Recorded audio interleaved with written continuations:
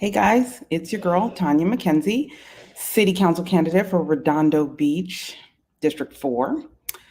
I wanted to come to you today to talk about local politics, how it should and shouldn't work. One of my goals for this campaign is to bring back integrity and civility to local politics. I've been active, an advocate for local politics for a very long time because it has the greatest impact on our lives, on our day to day lives. I learned a lot being active in the Bay Area. I was a Contra Costa County Commissioner under Supervisor Federal Glover, and I want to give thanks to Brian Montgomery, who was an amazing city manager and patient. I was a lot to deal with back then. Mayor Brad Nix, Mayor Doug Hardcastle, and Mayor Kevin Romick, who was actually city council back then. And rest in peace to Miss Tinker Vanek, who was just a spitfire and taught me so much. The lessons that I learned by just serving in this community was incredible, but getting to work closely with these leaders was priceless lessons. Okay. So understand that I'm not new to this and I understand how it should and shouldn't be done. What I see going on in Redondo Beach is not how local politics is supposed to operate. Currently, the city is run by fear and terror in combination with hostility and political retribution. And this is not okay.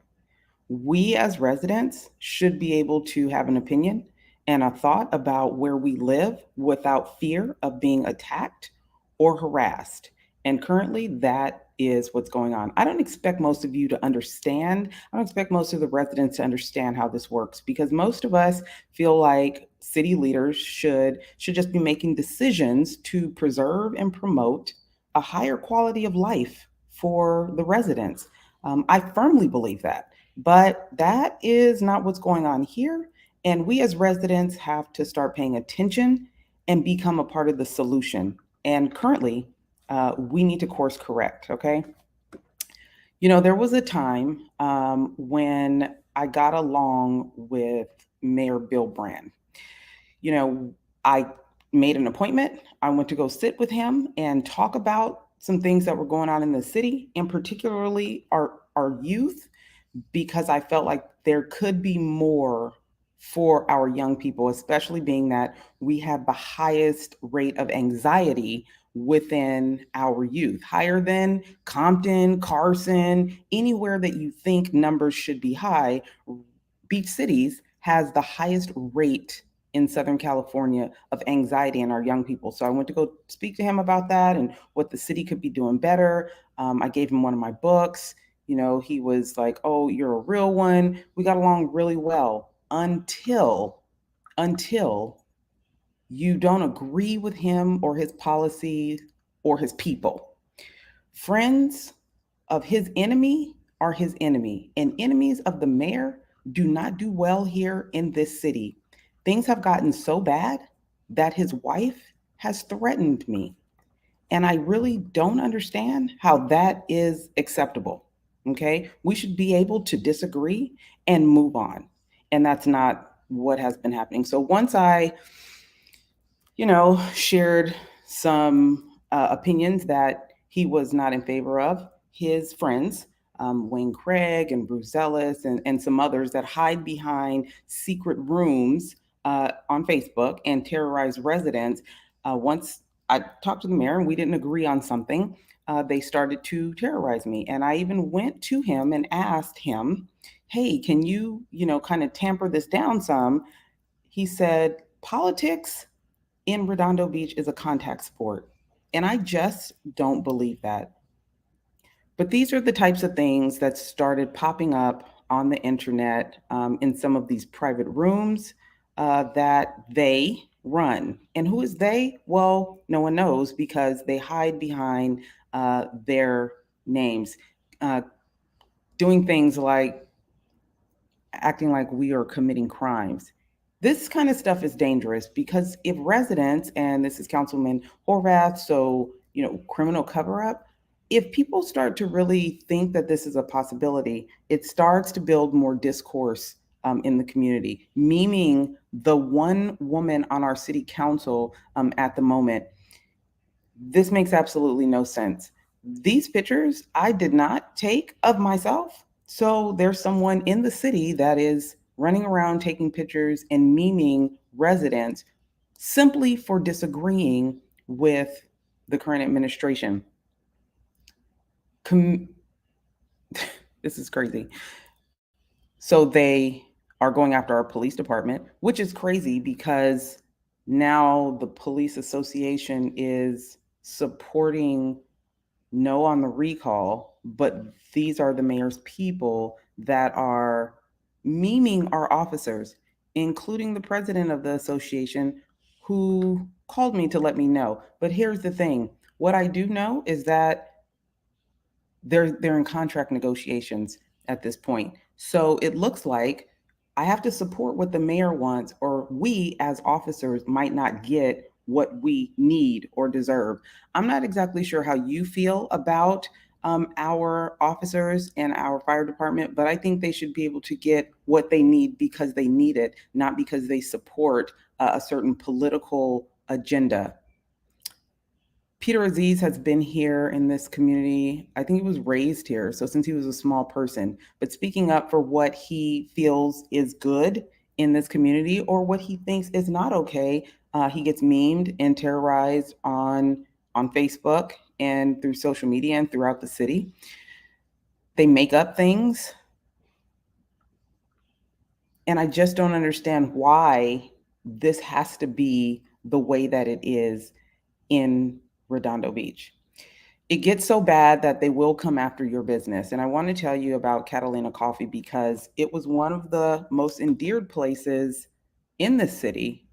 It was a place where many business leaders met to talk and network, and all of a sudden it was gone. Well, I find out it was because the owner, disagreed with the mayor and current administration, and they did everything that they could to shut this business down. So you can see why a business owner or someone that has something to lose would be afraid to speak up here in this community. They should not have to feel like they're going to lose their livelihood or their own personal dignity, or they'd be smeared by the mayor and South Redondo leadership because they don't agree with their political views. There's no place that that kind of behavior is okay. They have gone so far as to make a fake Facebook page with my name and likeness on it, and Facebook won't take it down. So it has gotten really out of hand, and I just don't see how this is okay.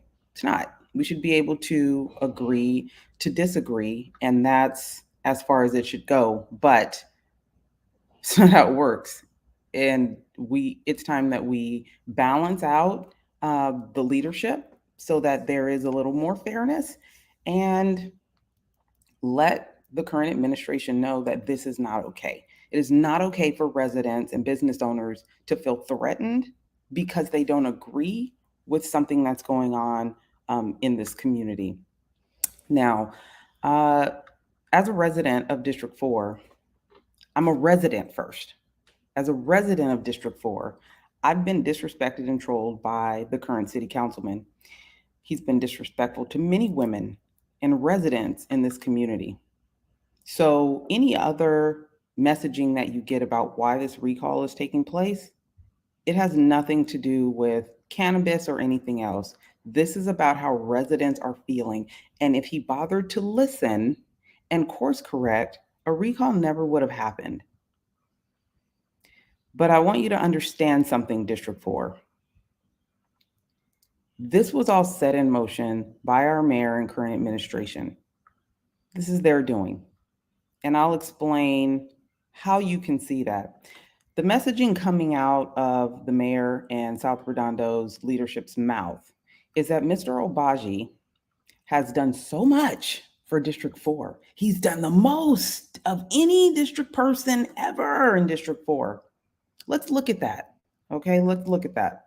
Much of what he has done was already set in motion by the previous councilman. Councilman John Grant had been working on many things, many items to get passed, but you have to keep in mind the mayor has veto power, and everything that you get, you have to fight for. Much of what John was trying to do still didn't go through, but they went and found Mr. Obaji and they brought him here to enact South Redondo's policies. They gave him wins so that it looks like he's doing a great job, but small wins. What we've been asking for is to revitalize Artesia. What we've been asking for is to not put all the housing in North Redondo. What we've been asking for isn't what we got, but we get a few crumbs from him to make it look like he's giving us wins and we're just supposed to be okay with that. And we're not, and now it's a problem. They brought him here to enact their agenda. They gave him wins to make him look good. And he still knows nothing about the residents of District 4. But what he does know is that the mayor in South Redondo wanted the majority of the housing element in our district. And he made that happen. Over 1,500 new units will be coming to District 4. And thanks to Mayor Bill Brand and Councilman Obaji, it will not be the last time that South Redondo benefits from decisions made on City Council unless he is recalled. So again, it's time to course correct because this is not the first or the last time that District 4 councilmen will vote in favor of South Redondo. And it's just not fair. So again, I'm asking you, take the time to find out about the issues. Really pay attention to what's been going on. They like to say that I'm divisive. I'm not divisive, I'm just telling the truth. They like to harass and terrorize you. And then when you defend yourself, something's wrong with you. That's called gaslighting. We in District 4 have been getting gaslit for the last 2 years. And it's time that we balance out the scales and really start to advocate for what's best for District 4 and North Redondo. Because if we do, the truth is, it's going to benefit the whole city. If you want to find out more about how you can get involved with the campaign for the District 4 recall and to bring me into Redondo Beach City Council to help balance the scales, go to redondobeachfortanya.com. If you have any questions, feel free to DM me, comment underneath. No question is off limits. And I'm always here to answer the questions and help when I can. I don't have all the answers. I'll go find them out and bring them back, and we'll go from there. But we're doing this as a community because we need change. All right. Thanks for listening. If you have any questions, get at me. All right, guys. Have a good rest of your day.